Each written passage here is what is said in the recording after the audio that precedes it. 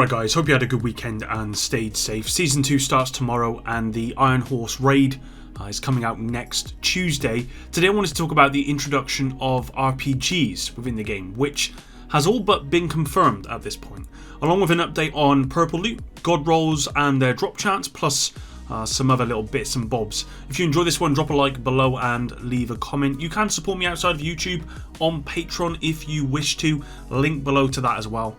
And with that said, let's begin. So to start off with, if you haven't seen the Iron Horse trailer yet, which I'm sure most of you have at this point, I'm going to put it in here because it's actually important for this part of the video where I talk about RPGs. If you have seen it and you don't want to watch it again, then fair enough, you can just skip about a minute ahead and that way you'll miss it. But for anyone who hasn't, it's important you watch this first before we go ahead with the rest of the video, so enjoy. White House has incoming, everyone run! Go!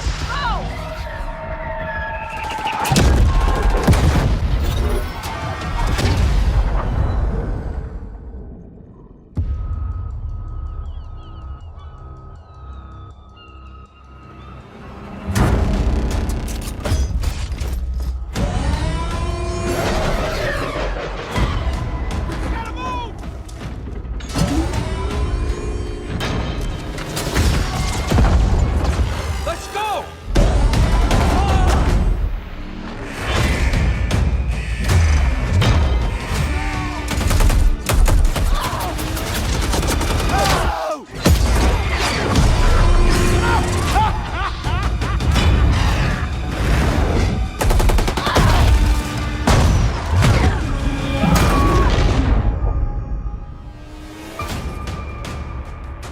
Alright, so now that you've watched that, there is one point in the video that a lot of people had questions about, and it's actually the scene here.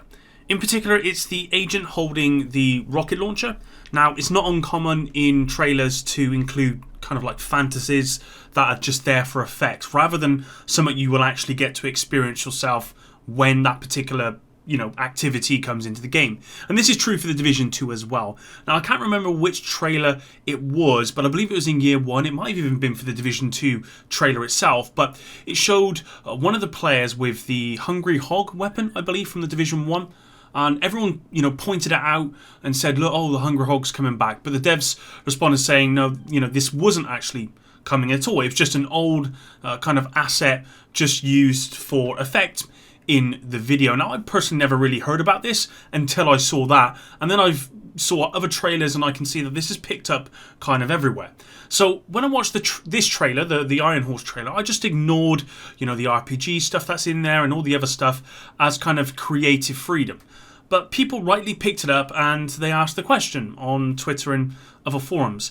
Now Styx Oz sent this tweet saying, a Division agent with an RPG in the new Iron Horse raid. Something you would like to tell us, the Division 2? We are excited for launch time on June 30th. Now this tweet, I think, is something everyone would hope would make it into the raid, a new weapon or mechanic that we're yet to see, but I don't think anyone expected this to actually make it. Well, I personally didn't expect it to make it into the raid because I just didn't. That's why I kind of ignored it when I actually watched the raid video. Well, Frederick Phylander, the weapons guy who's was working on the Division 2, who's not currently working on the Division 2, I don't believe, responded to this tweet saying, everything in that trailer affects real stuff from the raid. No fakery to my knowledge. Now, of course, with this in mind, further questions were asked about the mechanics of this RPG. Is it like a special weapon that you pick up and it's kind of like for a one use only? Or is it something more? Is this something we can expect as a new specialization at some point? Is it something we pick up and transport around, and there's just more to it?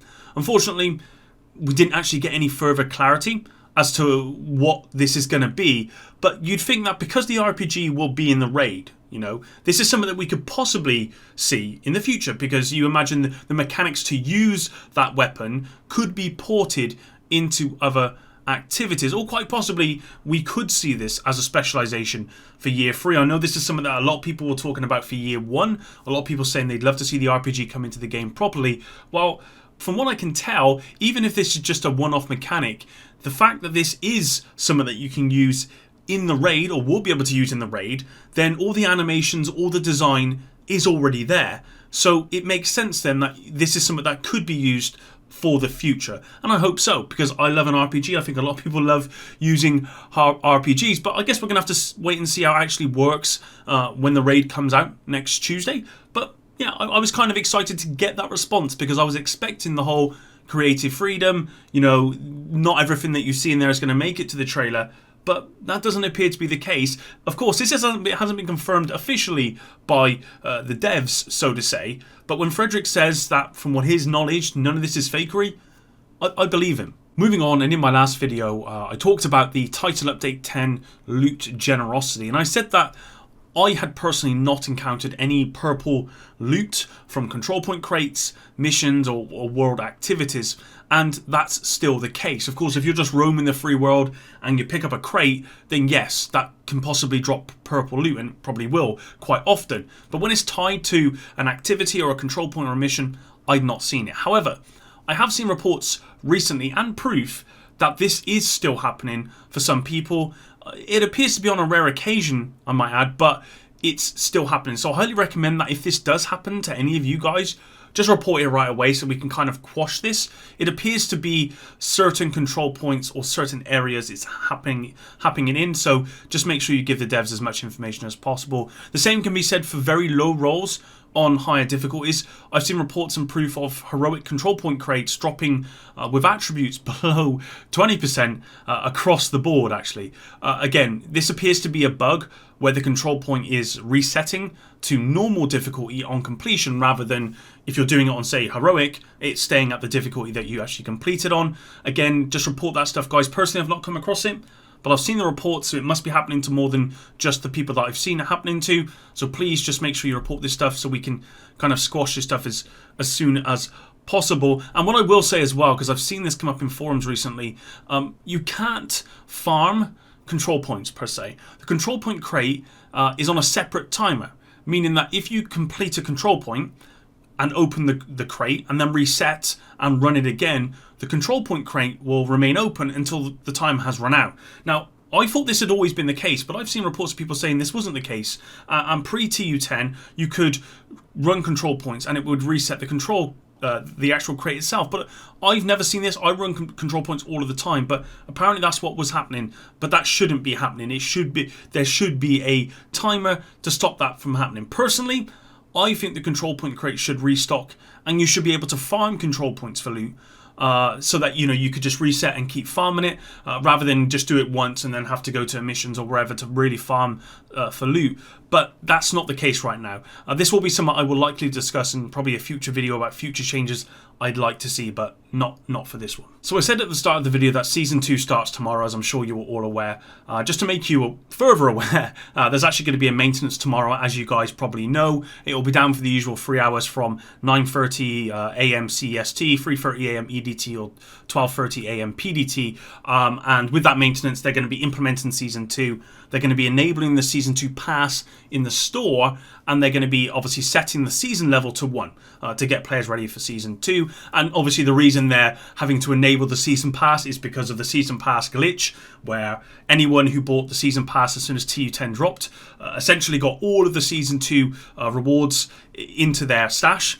And they could also then go and farm for like the Vial Mask and the Mantis, which are part of the Season Pass as well. But also, because of that, they're having to set the season back to level 1 for everyone. So if you did, or you were lucky enough to get all of that stuff, as of tomorrow, your season level will be back to 1, meaning that you can't go into the world and farm the Vial or the Mantis like you were previously. And you are going to have to get your season level pass up to the required level in order to get those things. I can't remember exactly how it is, but I think the Vial Mask is at season 35, and I think the Mantis is maybe at season 90, or it might be the other way around, but it's one of those two things as well. Other things that you may have missed as well is there are some additions to the TU10 patch notes that came out recently. It's likely some that most of you already have seen in the game, but I just want to make those of you who maybe not so aware of what those are. So there's actually some newer directives that replace the no regen and no ammo hoarders previous directives. We've actually got hard to earn, which is replacing the no regen, which is entering the game world or safe area strips all armor kits. armor restock crates are empty, and you gain armor kits only by triggering specialization ammo drops, which then also drop armor kits. And then we got Pistolario, which replaces the ammo hoarders, and this is start with no ammo, gain only as drops from sidearm kills. As I said, most of you probably already seen this stuff, but if you didn't, that's been changed and it's now in the patch notes. Alright, well that's it for today's video, guys. Thanks very much for watching. Hopefully you did enjoy this one, and I will see you in the next video, which will likely be on Wednesday when we've got State of the Game. I may or may not do a video tomorrow, maybe stream tomorrow. It depends on life and what's going on outside of YouTube. But if I don't, I will see you Wednesday. So turn on notifications for that. Subscribe so that you can turn on notifications if you haven't already. And until the next one, Epic out.